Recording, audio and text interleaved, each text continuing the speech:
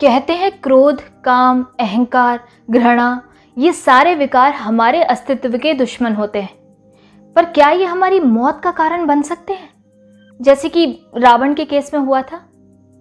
क्या हमारा दिमाग इतना शक्तिशाली हो सकता है कि हम पर पूरी तरीके से काबू कर ले और हमें पता ही ना चले?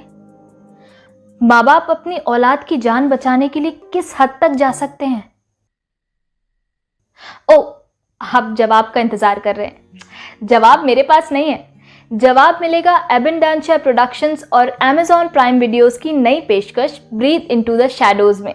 हाय, my name is Apala Bisht and welcome to the Foxy entertainment.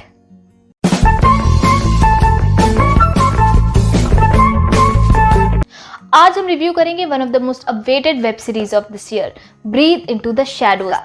Breathe into the shadows एक साइकोलॉजिकल थ्रिलर है जिसे डायरेक्ट किया है मयंक शर्मा ने और लीड कास्ट है अभिषेक बच्चन, नित्या मेनन और अमित साध। इसका पिछला सीजन रिलीज हुआ था जनवरी 2018 में, लेकिन ये वाला सीजन अपने पिछले सीजन से बिल्कुल भी कनेक्टेड नहीं है। तो अगर आपने पिछला सीजन मिस कर दिया है तो आप बेझिझक ये वाला सीजन देख सकते हैं, लेकिन मैं ये सीरियसली रेकमेंड करूंगी कि आप पिछला सीजन ज़रूर देखें अगर आपने मिस कर दिया है, जिसमें आर माधवन मुझे कहना तुझसे है कहना, अब जिसमें आर माधवन और अमित साध का बेहतरीन परफॉर्मेंस है। और क्या सीरीज है गाइस, प्लीज मिस मत कीजिएगा। So coming back to the season 2 which is breathe into the shadows, maximum story Abhishek Bachchan के आसपास ही रिवॉल्व करती है, जिनको इस सीरीज में मिला है maximum screen time. Story line में बहुत सारी लेयर्स हैं। बच्चों की सही माहौल में परवरिश होना कितना ज़रूरी है और साइकोलॉजिकल डिसऑर्डर्स को सही तरीके से ट्रीट करना कितना ज़्यादा अहम है, ऐसे टॉपिक्स को बहुत अच्छी तरीके से दर्शाया गया है। स्टोरी लाइन को माइथोलॉजी से कनेक्ट करना इस सीरीज़ का यूनिक पॉइंट है, जिससे मिलता जुलता कुछ हम पहले असुर में भी देख चुके हैं। कहानी है दिल्ली की, जहां अविनाश सब्रवाल यानी कि अभिषेक बच्चन एक मशहूर साइकियाट्रिस्ट हैं और साइकियाट्रिस्ट होने के नाते वो कई बार दिल्ली पुलिस की हेल्प भी कर देते हैं कुछ केसेस सॉल्व करने में। उनकी बीवी है आभा सब्रवाल यानी कि नित्या मेनन और छोटी 6 साल की बच्ची है सिया और ढेर सारा पैसा यानी कि इज्जत है, शोहरत है, बीवी है, बच्ची है, इक्वल टू हैप्पी फैमिली। लेकिन इस हंसते खेलते परिवार का तब सुख चैन उड़ जाता है जब उनकी बेटी सिया किडनैप हो जाती है और वहीं से चालू होती है अविनाश और साइको किडनैपर के बीच की ये जंग। अविनाश अपनी बेटी को छुड़ाने के लिए किसी भी हद तक जाने के लिए तैयार है और वहीं किडनैपर सिया की आज़ादी के बदले कराना चाहता है अविनाश से कुछ मर्डर्स। इस चूहे बिल्ली की रेस को ज्वाइन करते हैं इस केस के इन्वेस्टिगेटिंग ऑफिसर इंस्पेक्टर कबीर यानी कि अमित साध, जो अभी अभी जेल से छूट कर आए हैं अपने किसी पुराने केस में हुए भयानक हादसे के कारण और अंदर ही अंदर किसी गिल्ट की आग में जल रहे हैं। अमित साध पिछले सीजन और इस सीजन की एकमात्र कॉमन कड़ी हैं। वो पिछले सीजन में भी इन्वेस्टिगेटिंग ऑफिसर थे और इस सीजन में भी इन्वेस्टिगेटिंग ऑफिसर है। हाँ, लेकिन एक डिफरेंस है, इस सीजन में वो मस्त बॉडी बनाकर आए हैं। कहानी धीरे धीरे आगे बढ़ती है और अविनाश और आभा किडनैपर के दिए हुए टास्क को पूरा करते करते भयानक क्राइम्स के जाल में फंसने लग जाते हैं।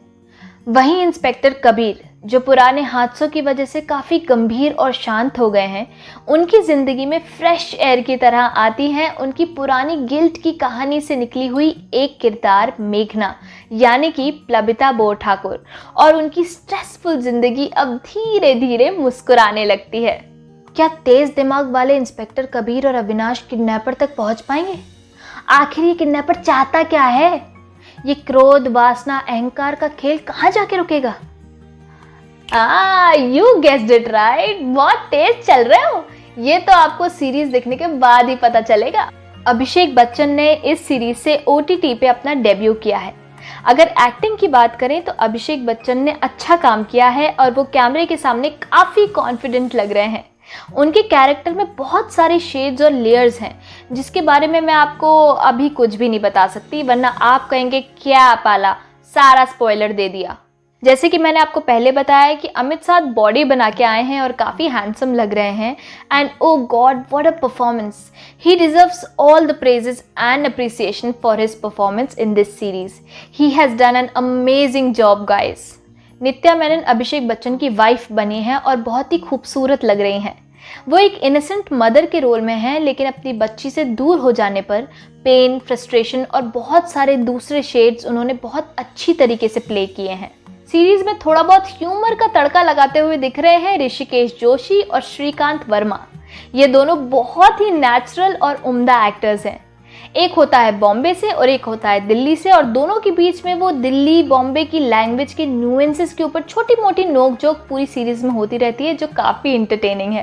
सीरीज में सयामी खेर जैसी पावरफुल एक्टर को बिल्कुल भी अच्छे से यूज नहीं किया गया है। उन्होंने शर्ली का कैरेक्टर निभाया है, जो सीरीज में कहीं कहीं ही दिखाई देगा। चोक्ड में इतना पावरफुल कैरेक्टर करने के बाद उन्होंने ये कैरेक्टर क्यों चुना, गॉड नोस। इस सीरीज का सबसे नेगेटिव पॉइंट ये है कि ये बहुत लंबी है। इसमें 12 एपिसोड्स हैं और हर एपिसोड लगभग 45 से 50 मिनट्स का है। एक अच्छी थ्रिलर मूवी या वेब सीरीज की खास बात होती है उसकी क्रिस्प स्टोरी लाइन और फास्ट पेस्ड एग्जीक्यूशन, और इन दोनों ही चीज़ों में ये सीरीज मात खाती है। सीरीज लंबी होने के कारण और कुछ एपिसोड्स बहुत ज़्यादा ड्रैग्ड होने के कारण आपका अटेंशन बीच बीच में भटक सकता है और कई बार आप चाहोगे कि आप थोड़ा फास्ट फॉरवर्ड करके इसको देखो। वैसे तो अभिषेक बच्चन की मेहनत साफ नज़र आ रही है, पर क्योंकि पिछले सीजन में आर माधवन ने काफ़ी कमाल का काम किया था और बेंचमार्क काफ़ी ऊपर सेट कर दिया था, इस कारण से अभिषेक बच्चन को कंपैरिजन का सामना करना पड़ सकता है। तो ये था रिव्यू ब्रीथ सीजन 2 का। अगर वीडियो अच्छा लगा हो तो लाइक करें, शेयर करें और मुझे कमेंट करके बताएं कि आप और कौन सी फिल्म या वेब सीरीज का रिव्यू देखना चाहते हैं। बाय।